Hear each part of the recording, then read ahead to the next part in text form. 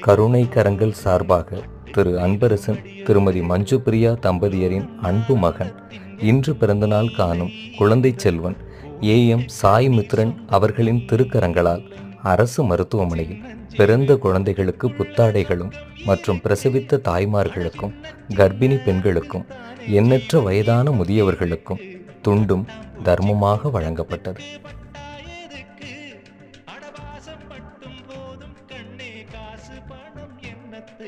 பச்சை கிளிகள் தோளோடு பட்டு குயிலோ மடியோடு